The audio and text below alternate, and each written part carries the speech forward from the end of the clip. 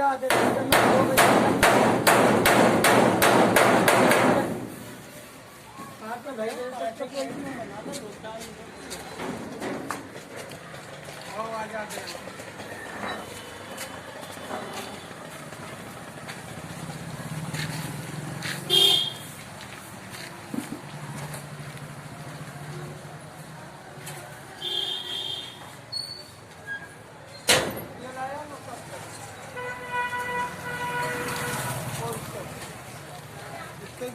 हाँ बेटा उन्होंने बोल दिया कि आ जाओ आधे घंटे में 15 मिनट में मैं चल।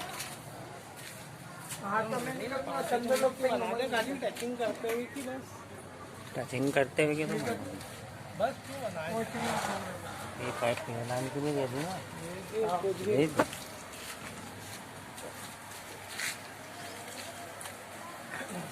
होगा 2 मिनट पूरा।